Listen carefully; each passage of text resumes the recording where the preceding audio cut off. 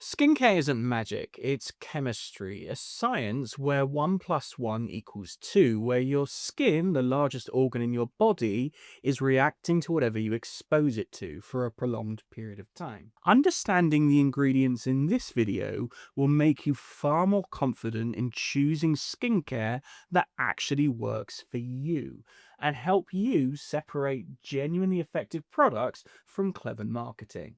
We're going to cover the big four ingredients everyone should know, then the ones that solve specific problems, before getting into popular ingredients you hear about constantly and whether they're actually worth the hype.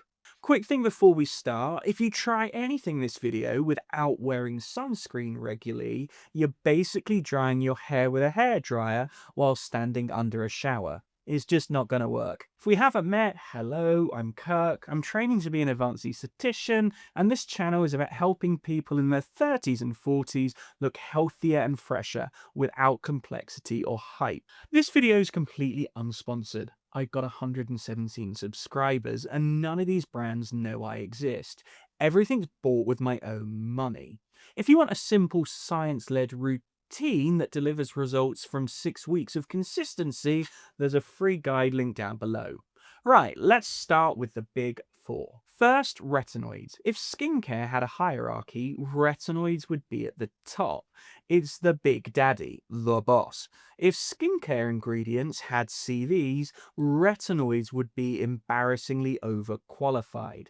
They're the most clinically studied anti-aging ingredient in history, with more than 50 years of research, hundreds of clinical trials, and thousands of published papers showing not just that they work, but exactly how they work. The most common forms are retinol, retinal, adapalene, tretinoin, and tazarotene. All of these are vitamin A derivatives, known as retinoids. Think of them like different models of the same car. They all get you to the same destination, but some are faster, more powerful, or require more experience to drive. The catch with retinoids is that you need to commit and introduce them slowly. They're not a quick summer fling. They're a long-term commitment for healthy-looking skin. There's a lot of great products out there, and after prescription tretinoin, which is surprisingly affordable and accessible from sites like Dermatica and Skin and Me here in the UK, some of my favorites that you can buy over the counter are the ordinary 0.2% 15ml retinal emulsion and Remedy for Healthy Aging. Next, vitamin C. I notice a big difference when I commit to this step. It's a daily brightening antioxidant that can help fade pigmentation and help neutralize free radicals generated by environmental stressors like UV exposure and pollution. It's great for dull, uneven skin tones and is typically used in the morning. There are two key types of vitamin C you'll come across. The first is L-ascorbic acid, which is the pure form and has the strongest evidence behind it. But it's also the least stable and can be irritating. My favorite L-ascorbic acid is a surprisingly affordable option from Garnier's targeted range. It comes into focus now. Hang on, let me just click it. There we go. So it's this one here, which is, as I say, it's a targeted anti-dark spot night serum at 10%, which you can usually pick up for about a tenner. I don't think you need to spend £169 for the SkinCeuticals version. Then there are vitamin C derivatives, which are generally more stable, gentler on the skin, but might not be quite as potent depending on the formulation that you end up going with. This type of vitamin C is the version I prefer. You've got Ceramides, Tetramid, CEF, ferulic. Let me see if I can get that into focus. I got to click. There we go. So yeah, we've got Ceramides, Tetramid, CEF intensive vitamin C treatment, and the other one that as my go-to in this space here is Remedies. If I can get it into focus again. There we go. Remedies. What do they call it? Daily Defense 15% vitamin C complex brightening serum, which is a product I've fallen in love with pretty much this year since it was released at the start of the year. Next is niacinamide, pronounced niacinamide, which is a water-soluble form of vitamin B3. It's a great pacifier when the skin is going into meltdown and is a powerful anti-inflammatory that dials down redness and bolsters the skin barrier. Some people do find niacinamide irritating. I do, especially when my skin barrier is damaged, which can be frustrating because it's found in so many other serums and moisturizers and other products. So you don't necessarily need to buy it as a standalone product. Most of the research showing its benefits for pigmentation, oil control, and skin barrier function have been done at around 2 to 5%. Yet you'll regularly see 10%, 15%, and even 20% niacinamide serums being marketed as more powerful versions. If you're going to purchase it as a standalone product, my go-to is the Ordinaries. If I can get it into focus, there we go. Let me just click here. Yeah, is this one here? There we go. The Ordinaries, 5%. The last of our big four ingredients is hyaluronic acid, which is best thought about as a big drink of water for the skin. It's a naturally occurring molecule that can hold, according to the majority of marketing material that I've seen, that can hold up to 1,000 times its own weight in water, making it a water magnet that keeps moisture at the surface of the skin. It's another product that's found in nearly everything, so I rarely use it as a standalone ingredient. When I do, my current go-tos are Torridin's Dive-In Molecular Solution. Hang on, is that in focus? There it is. Yep. So this one here, which is regularly ranked as one of the top 3 products people in Korea actually purchase regularly. If my skin is feeling dry and I don't want too thick of a cream, or if I've had microneedling or something done recently, this is something I'll go for. Another Korean brand I might turn to is called S Nature. I use let's see if we can get it into focus, their S Nature Aqua Squalene moisturizing cream, sorry, I should say, which is another one of Korea's highest selling skincare products. It contains 8 types of hyaluronic acid with different molecular sizes, which, according to all the marketing materials, helps take in and retain lots more water. The reality is, I find using it for a few days helps improve the hydration of my skin significantly, which takes us onto the ingredients that solve a specific problem.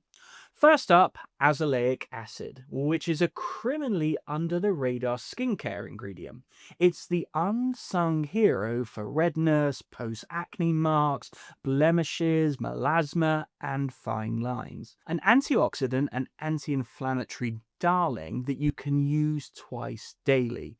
A lot of people turn to it when they can't get on with retinoids or are pregnant, because you can't use retinoids when you're pregnant or breastfeeding. Personally, I have azelaic acid as part of my Dermatica subscription. Let me show you the bottle. Here it is here. So this is my Dermatica subscription, which also features Tretinoin.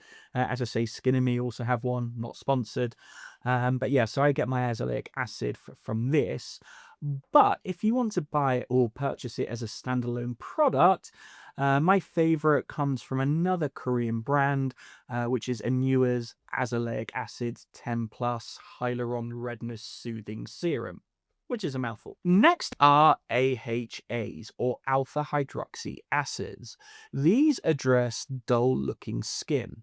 Glycolic, lactic, and mandelic exfoliate the skin by dissolving dead skin cells.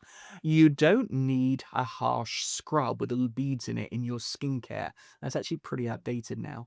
You can use these AHAs or alpha hydroxy acids instead. Now, you don't want to be afraid of the word acid.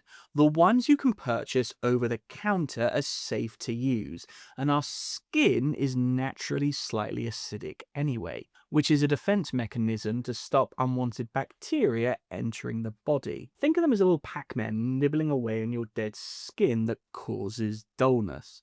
Glycolic is the strongest, lactic is gentler, and mandelic is great for most skin types. Some of my go-tos in this category are Medicate Sleep Glycolic 10%, if we can see it, there we go.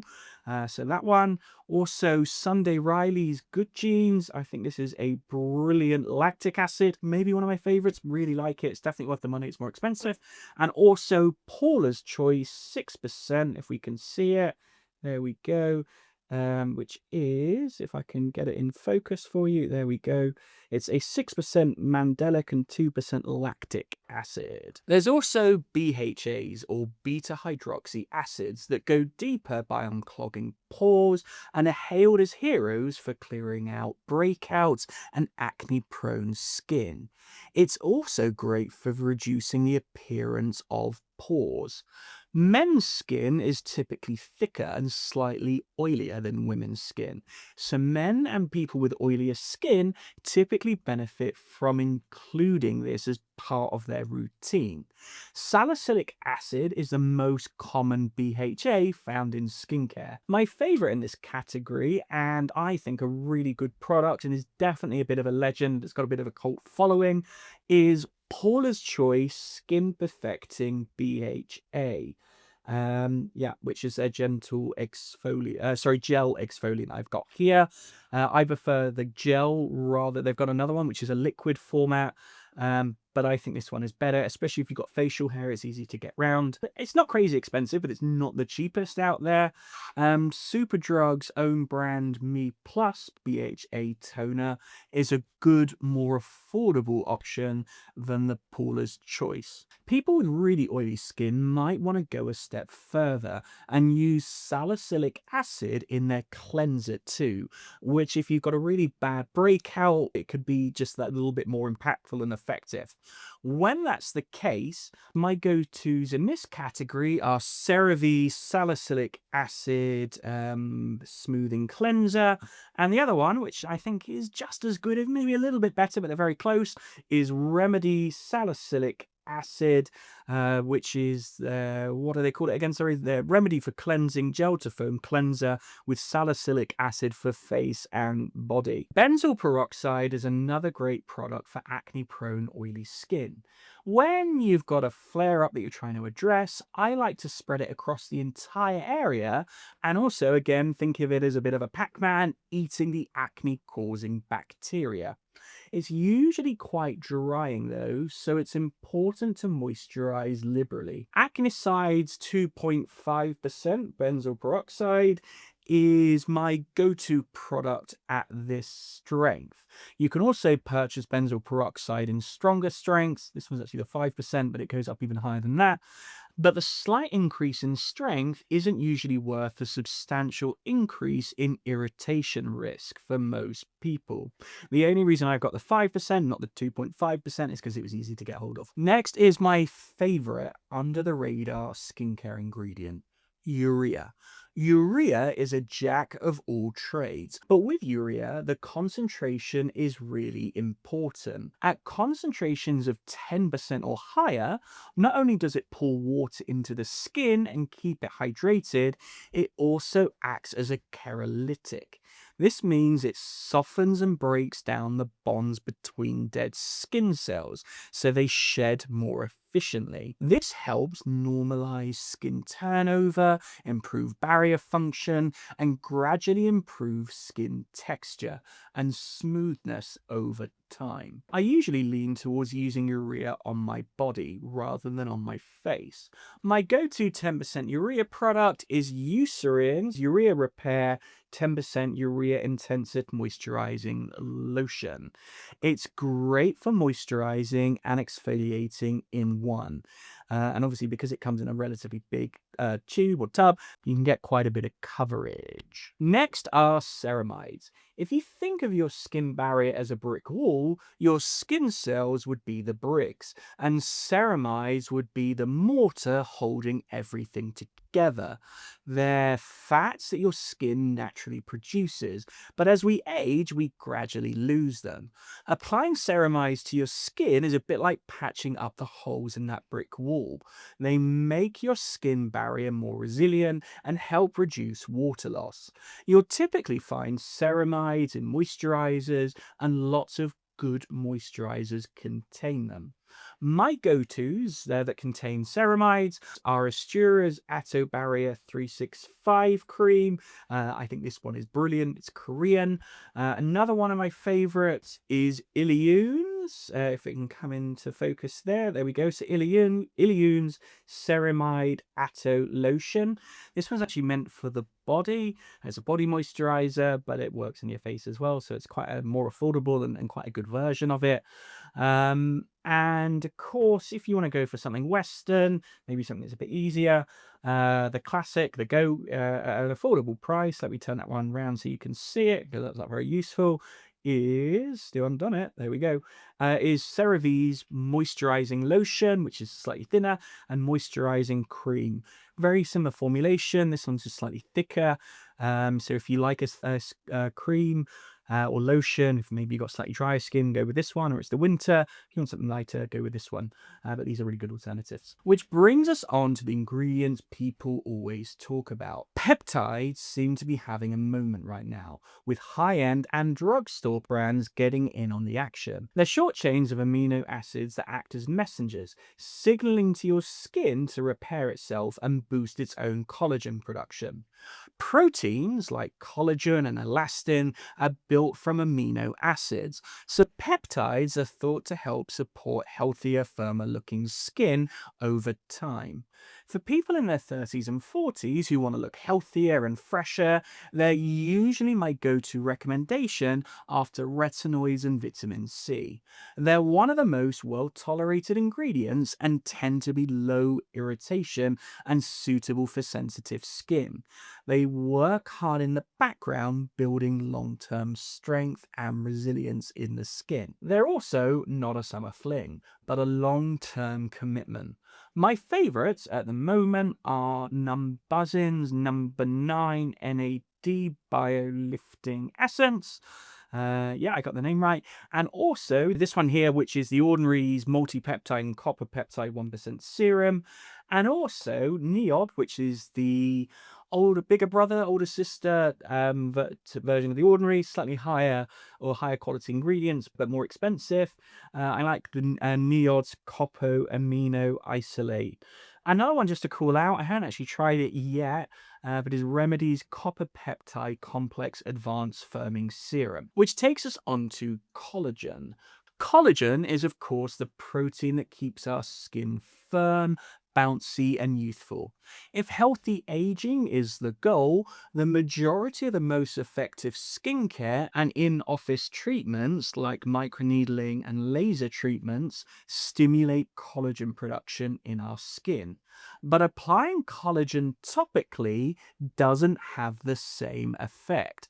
The collagen molecules are simply too large to penetrate deeply enough into the skin to become part of our own collagen network. What topical collagen does is it acts as a good moisturizer. It forms a film over the top of the skin that helps reduce water loss, leaving it feeling softer, smoother, and temporarily more hydrated. So there's absolutely nothing wrong with using a moisturizer that contains collagen if you like how it feels. But watch out for the misleading marketing claims that suggest it will replace the collagen you've naturally lost with age. Now you've got the knowledge, if you want to find out where you should splurge and save when it comes to skincare, watch my video here. And if you enjoyed this video, don't forget to like and subscribe. Thanks, and I'll see you there.